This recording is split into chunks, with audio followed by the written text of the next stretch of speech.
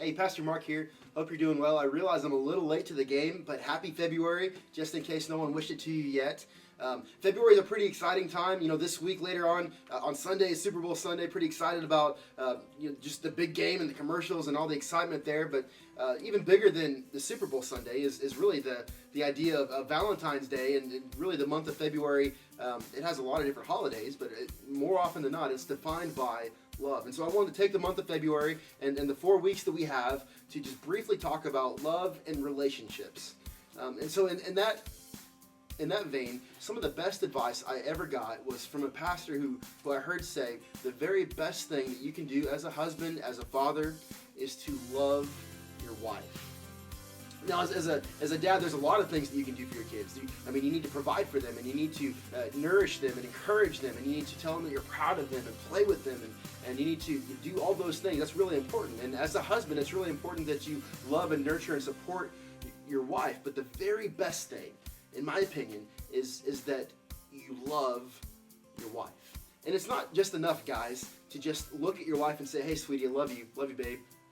But in fact, the Bible says in 1 John 3:18, it says, "Dear children, let us not love with words or tongue, but with actions and in truth."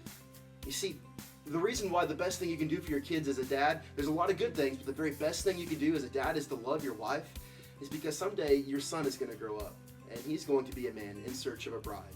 And he's going to need to know what it means to be a husband, what it means to be a man of honor and integrity who's going to make his spouse the top priority aside from God in his life. He needs to know what that looks like. You have the opportunity to set that example for him, dads. Not only that, but someday your daughter's going to grow up and she's going to be looking for a man of her own that she can commit her life to and she can enter into a marriage relationship with. We don't want her walking down a road and marrying a guy that's a schlub. We want her to find a guy that's after God's own heart. Dads, how is she going to find that unless you're setting that example by loving her mom the way that you want a man to eventually love her? And so we love our wives with actions and with deeds. We don't just say that we love them, but we come alongside them and we show them that we love them with our actions and how we treat them and how we speak to them, the things we say and the things that we don't say, how we serve them. By when we're off of work, like being with our families. That's significant, guys. The best thing that you can do for your family today is to love your wife. Now, wives, please don't, listen to this video or watch it or any of this and then shove it in your husband's face, because that's probably not going to be well received. But what you might do is just say, "Hey, I've been praying for you, honey. I love you, and I thought maybe this could be beneficial." And guys, just start loving her today.